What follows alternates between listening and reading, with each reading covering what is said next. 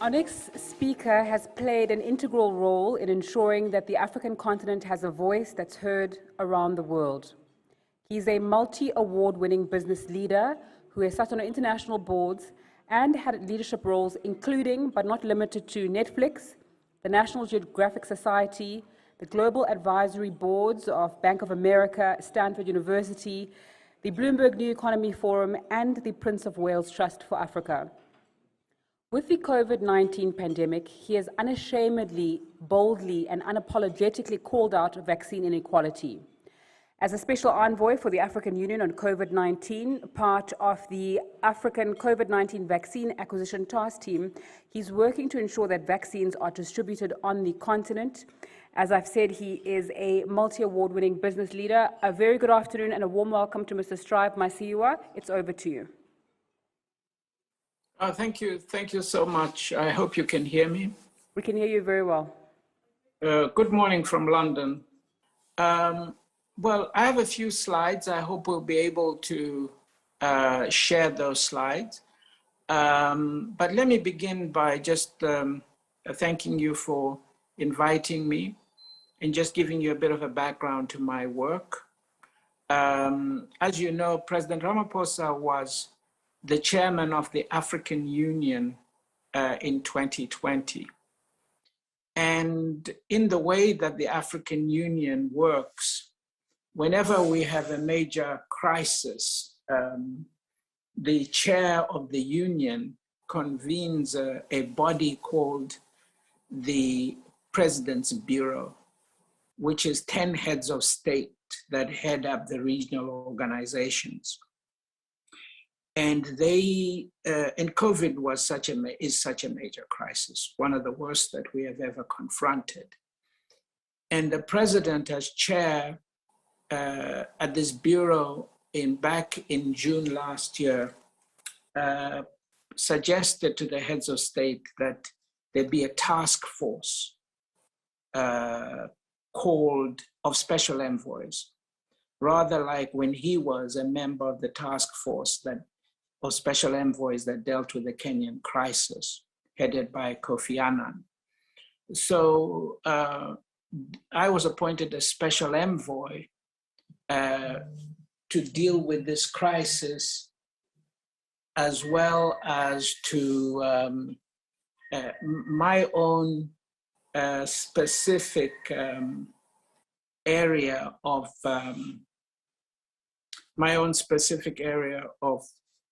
responsibility was the supply chain, under which the vaccines would eventually fall.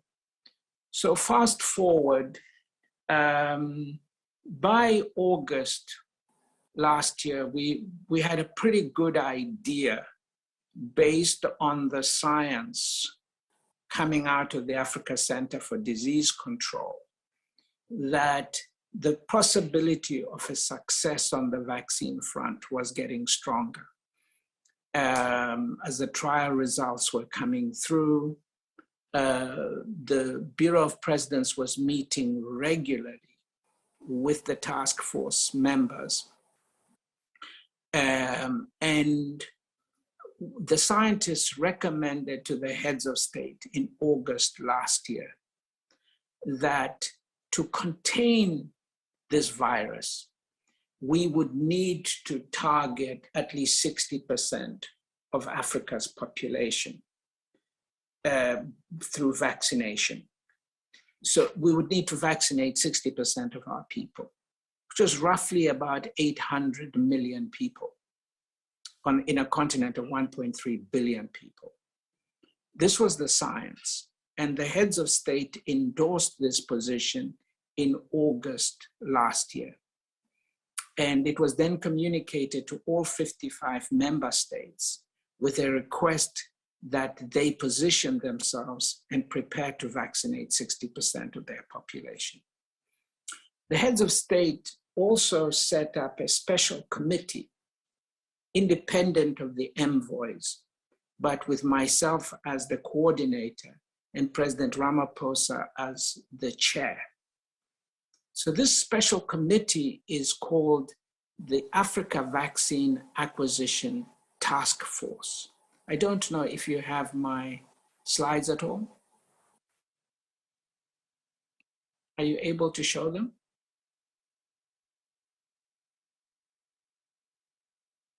Okay, no problem. If you don't have my slide, I see you do have my slides. So if you look at it, the heads of state set up the Africa Vaccine Acquisition Task Force. The target was initially 60% of our population.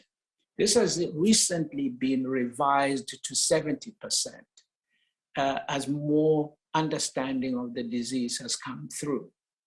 The African Union leadership treat the Caribbean region as their sixth region. And we work together in major initiatives of this nature. So the target is 900 million people to be vaccinated. This we set basically in August 2020. Next slide, please. Given the types of vaccines that are available, I want to draw your attention that there are two types of vaccine delivery. One, there are vaccines which do the double dose, as you in South Africa are familiar with Pfizer.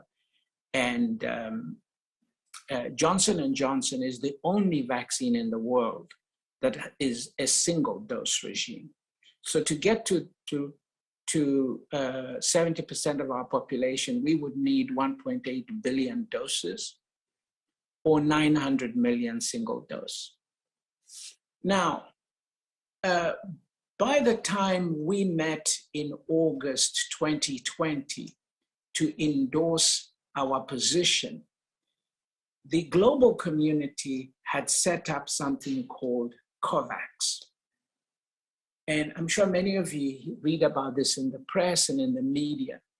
So COVAX was set up essentially by WHO and the Global Alliance for Vaccines, called Gavi, with the support of the rich nations.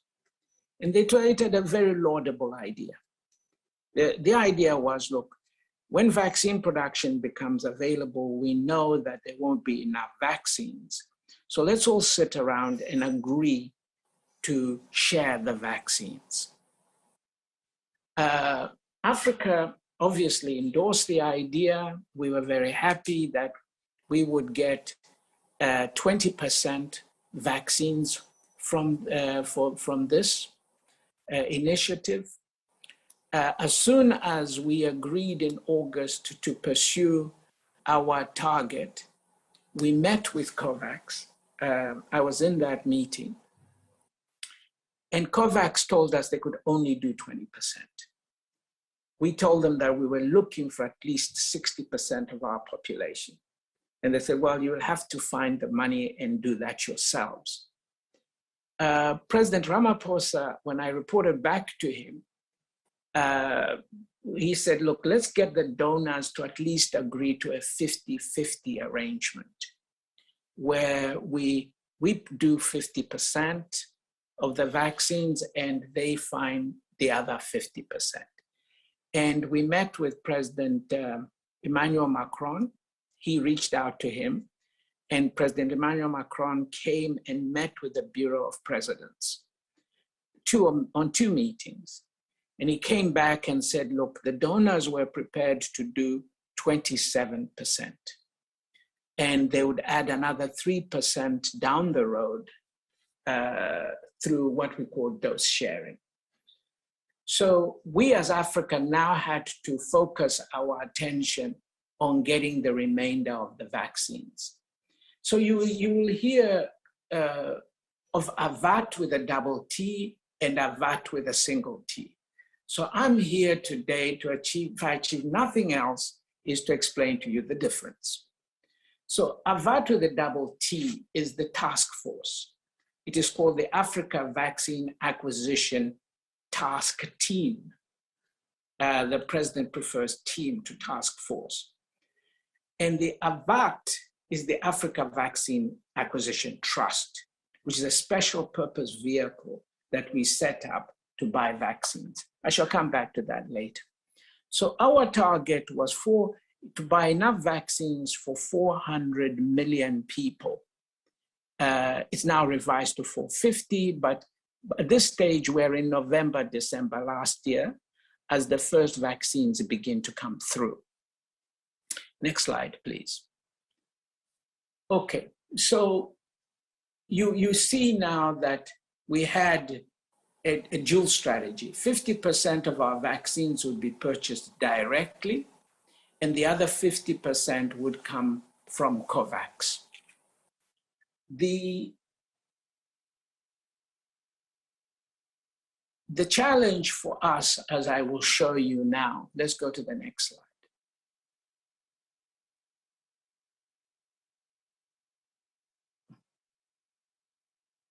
I think my slides have been mixed up a little bit. Okay. What is happening with this slideshow? Could you stop moving them around, please? Okay, Mr. Masiyiwa, my apologies for that mix-up. Can you tell us which slide? I think you want to go to the challenges faced in vaccine acquisition. Is that correct?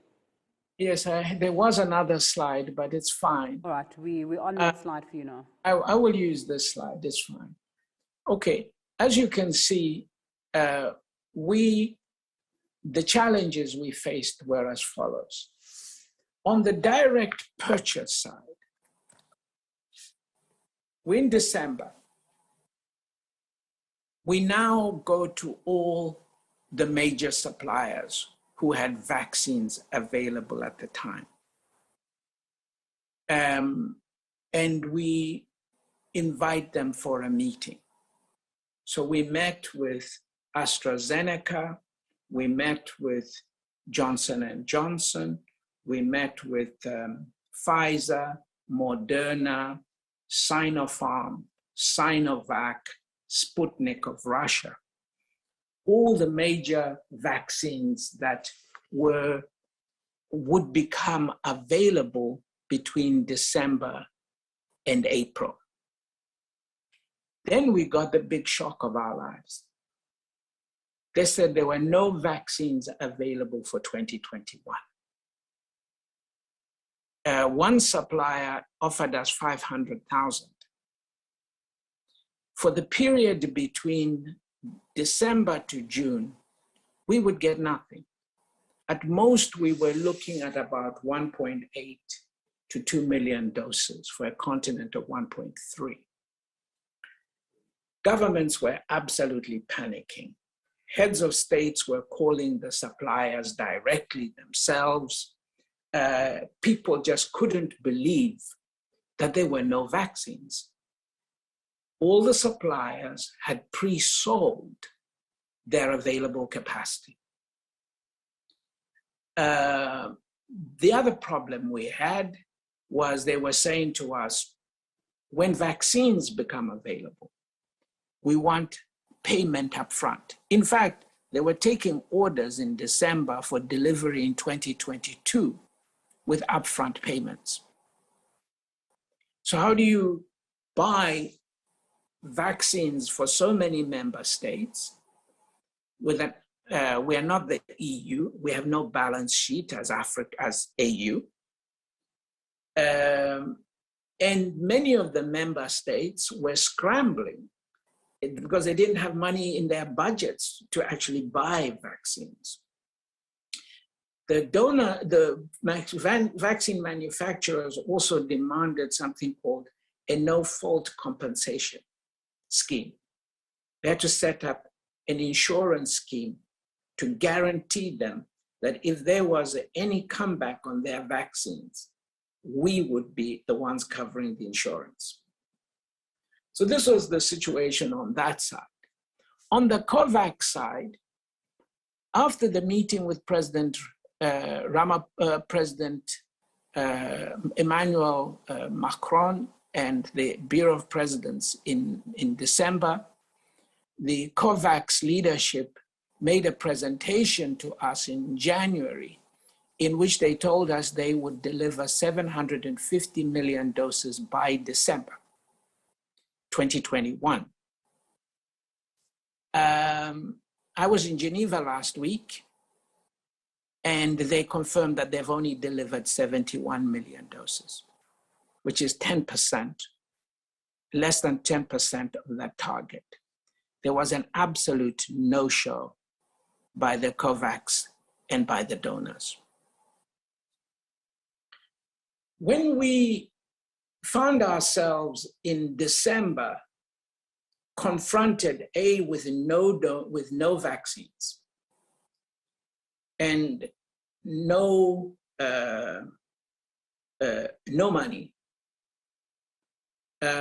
we had a number of VAT meetings chaired by President Ramaphosa. And then the president called me one day and he said, you know, I had a meeting with the chairman of Aspen, the CEO of Aspen, and he came to tell me that they've been given a contract by Johnson & Johnson to produce vaccines in South Africa. Why aren't those vaccines available to us to buy? I said, I don't know, Mr. President. You sure? He said, yes. I said, okay, let's have a meeting with them. So the president called the chairman of Johnson & Johnson in the United States. And I cannot say that was a good meeting. Stavros knows. It was not a great meeting because these guys actually had not intended for those vaccines to be sold in Africa. They were part of their global supply chain and had been earmarked for Europe. And the president said, well, you know, you just have to sell them to us. And they said, we've sold them already. The president said, I don't care, then you can't produce them in South Africa. Okay, so it became, you know, I'm not gonna go into too much detail, but the president was incredibly effective. Go back to that other slide.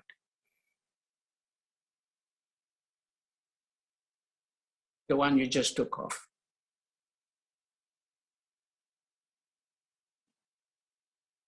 So really, this led for the first time to Africa having access to vaccines. The facility at Aspen could produce 250 million doses a year. And we zeroed in on that, okay? South Africa itself would take 31 million doses, and the rest of the doses would go to the continent. So our next challenge was, okay, that's for us to buy those vaccines is $3 billion. Where are we going to get $3 billion up front from? So the a number of African countries, and this is why we got to work together, guys, have created a bank called Afri-Exim Bank, which is the Africa Export-Import Bank. And it's based in Cairo. And its largest shareholders are actually Nigeria and Egypt. 10 African countries are the major shareholders in that. I understand South Africa is soon to become a shareholder. So we gathered the 10 finance ministers of the bank, and they met in December and agreed to provide a recapitalization of the bank to support a $2 billion line of credit for us. That is really the breakthrough. We got $2 billion out of the shareholders of Afri-Exim Bank, who then acted as guarantors and paid upfront Johnson & Johnson a deposit of $350 million and gave them a bank guarantee for $2 billion. We then met with the World Bank. The World Bank said they couldn't put up money up front. But once we've bought the vaccines, any country which applied for a loan to buy vaccines would get expedited support. So we then created a working group with the World Bank and they provided funding for 41 member states. We created something called the Africa Medical Supplies Platform, which I would urge you to visit on the internet. But it is a facility, it is basically an Amazon type structure where the countries place their orders and purchase their vaccines. We then appointed UNICEF as the distributor of the vaccines on behalf of the member states. So in March, we completed this entire exercise in March and signed a contract for shipments to begin in August. But we still had one more hurdle to overcome. The vaccines were being produced for Europe, and the raw material was coming out of Europe. So Europe blocked the delivery of raw material, demanding that they get at least 50% of those vaccines. They said, if you're using our raw material, we call it drug substance, we must have a share in the vaccines. Even though they have vaccines from other sources, you know, I'm not going to litigate that because I'm not there to advocate. I'm just there to acquire. So President Ramaphosa once again went to bat for us. We had this joke with Aspen that, you know, he's Lance Klusner with a big bat, and you got to get him in to bat. And we got him to bat, and he held and anchored the team. And we were able to force the Europeans into an arrangement of 60-40. And that's how the shipments began. And the shipments began in August. We have here's how the schedule looks. We will so the August-September shipments are currently moving through, as you can see. And that will take us to 400 million doses delivered. Remember, these are double dose vaccines. These are single dose vaccines. So this is like delivering 800 million doses by September next year.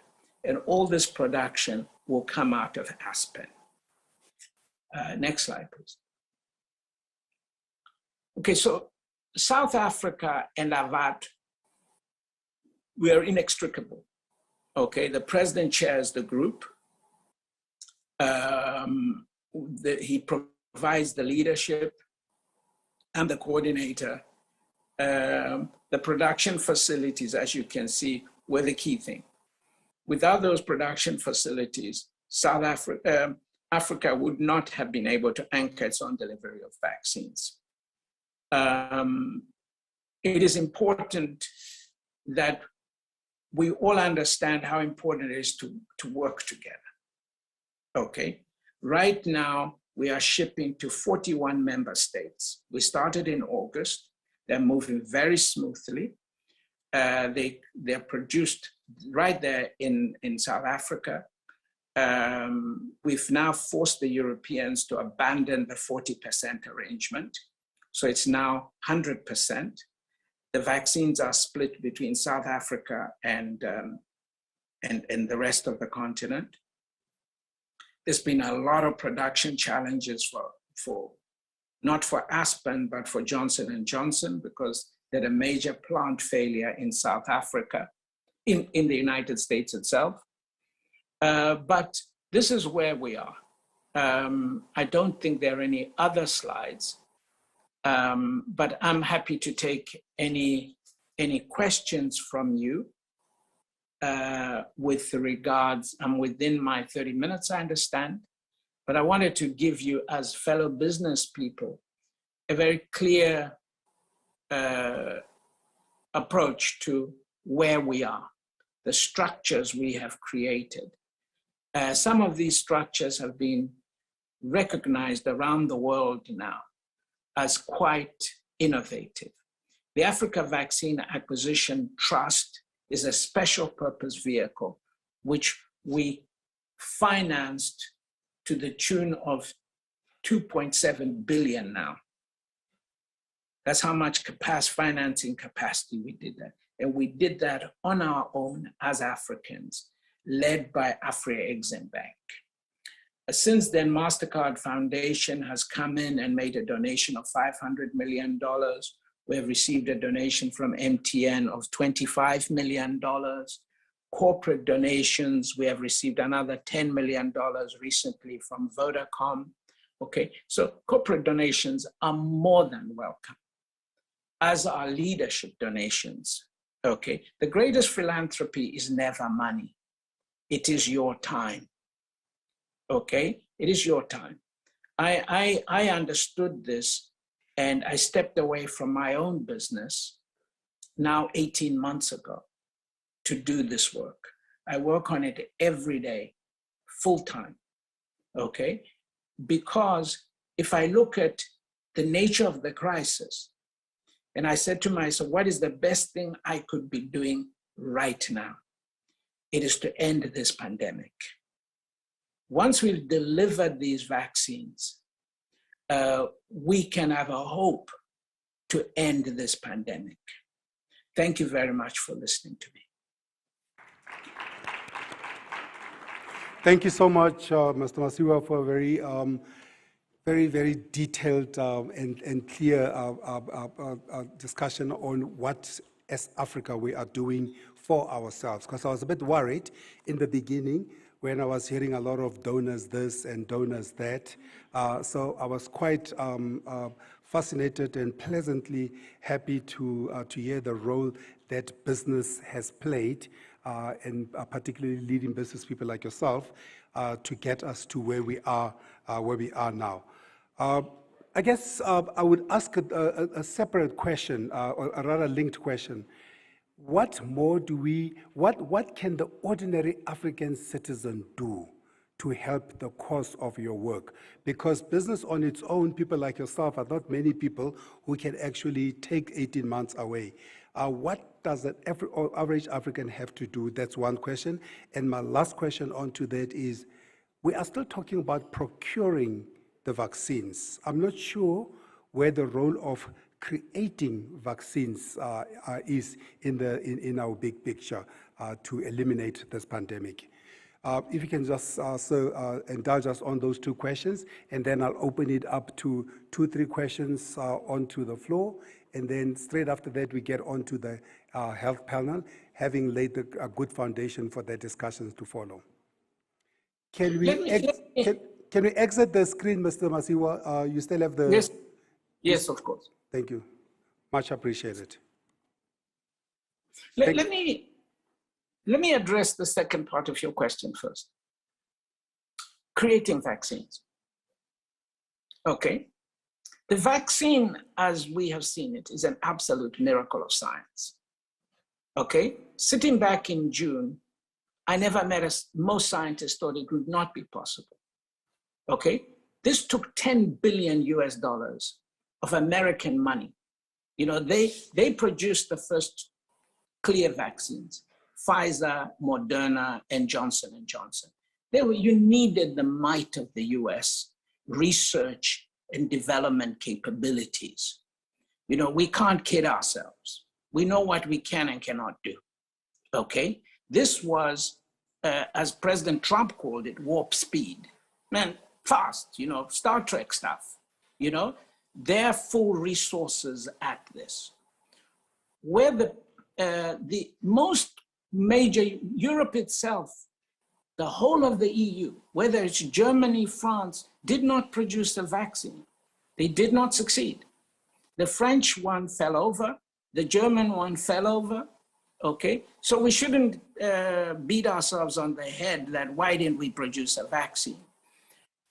What is important for us is to get access to that IP, okay? And that IP belongs to somebody, and hence the call for sharing of this intellectual property so we can produce vaccines.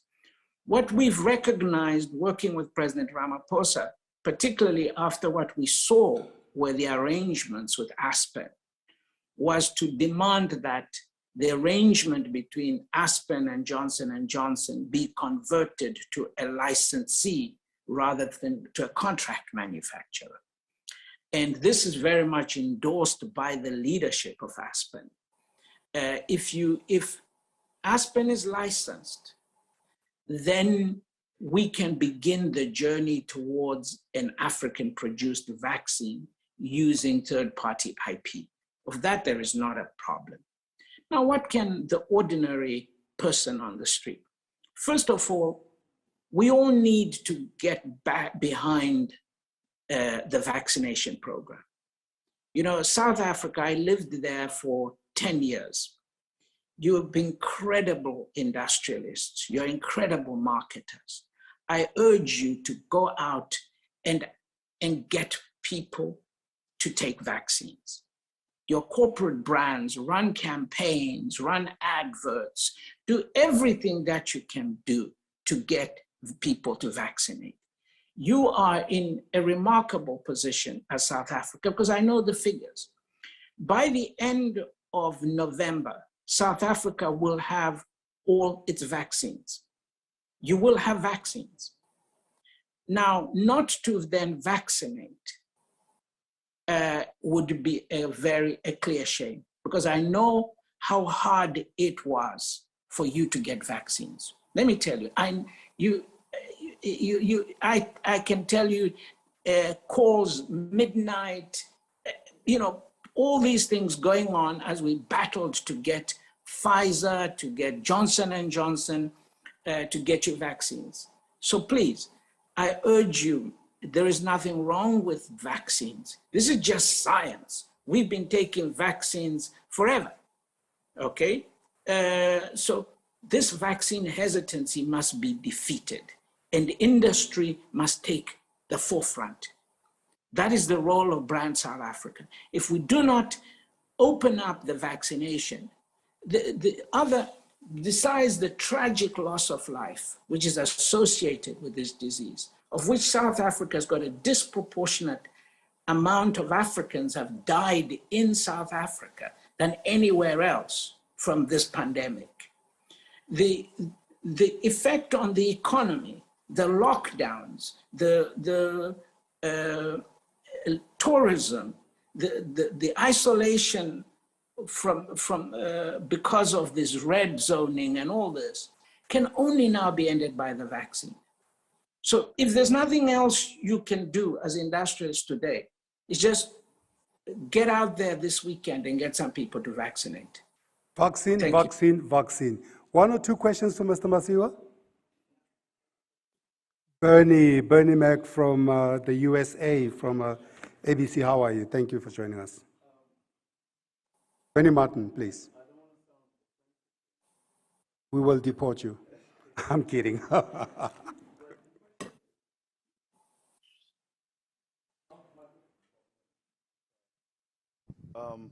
What is being done to recruit and educate our own scientists on this continent, and how they can be educated, if not produce our own vaccine that can forecast the future? Maybe not this one, but something that may be happening even greater later on.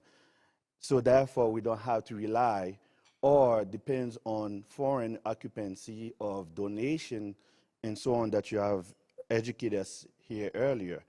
As I mentioned, I'm not asking that question because I want to offense anyone in terms of like donation and so on that is needed right now.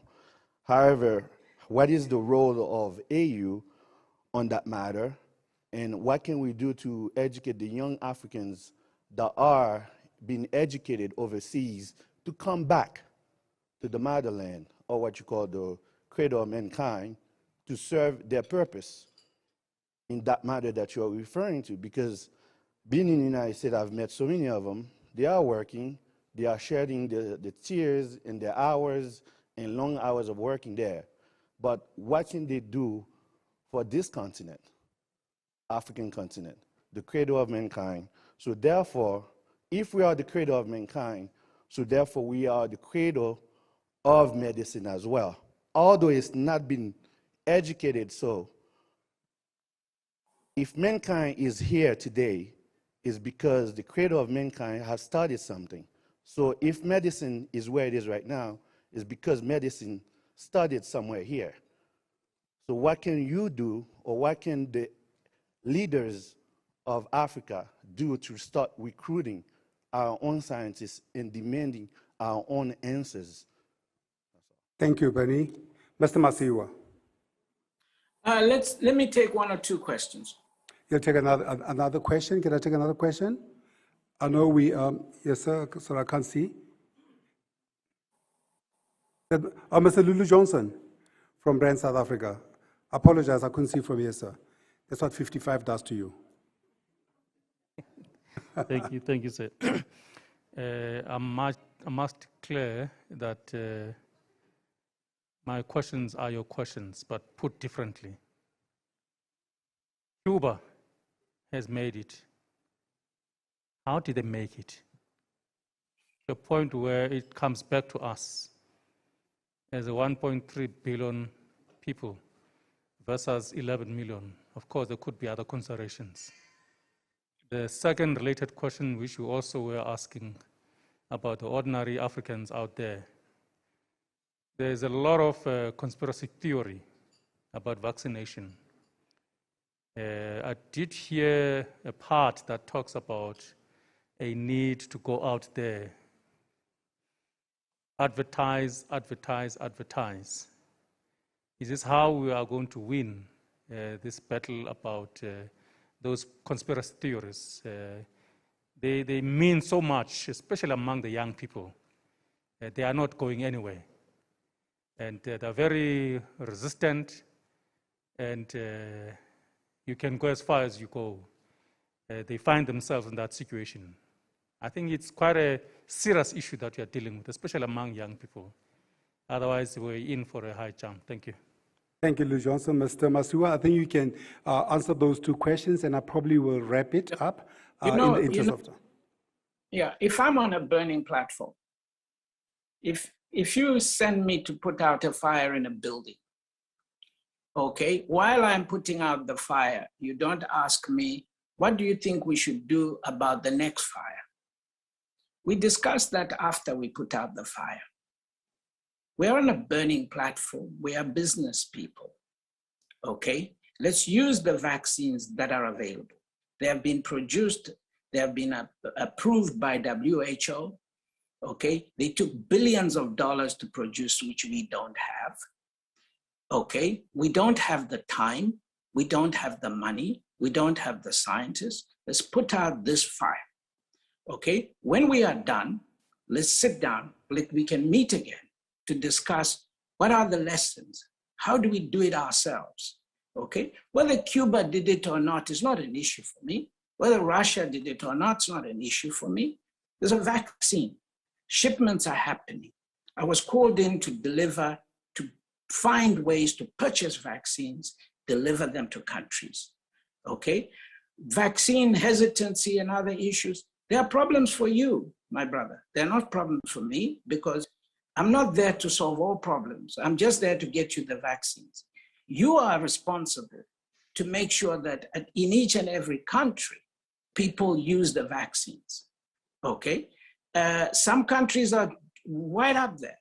There are countries, people lining up, others are not lining up, okay? We all have to have shared responsibilities. But to come back to me and say, what is AU saying about this? I don't know. I'm here to just get you vaccines, okay? It's enough that I negotiate and fight suppliers for vaccines. I can't at the same time be saying, why is there hesitancy? It's not my job, okay? I'm buying the vaccines that the countries asked for, okay? And I trust that my fellow business leaders, community leaders, church leaders, political leaders will then address the ground level challenges. Thank you, Mr. Masiyiwa. I guess one of those ground level challenges, as Bernie asked about having to create, or rather to recruit and to train our own scientists. Mr. Masiyiwa, as always, very insightful and very articulate on the subject of how we move the continent forward. I want to thank you for your leadership and thank you for your contribution to the continent and your sacrifices last 18 months in getting us to where we are. Mr. Thebe Masiyiwa, thank you so much, sir.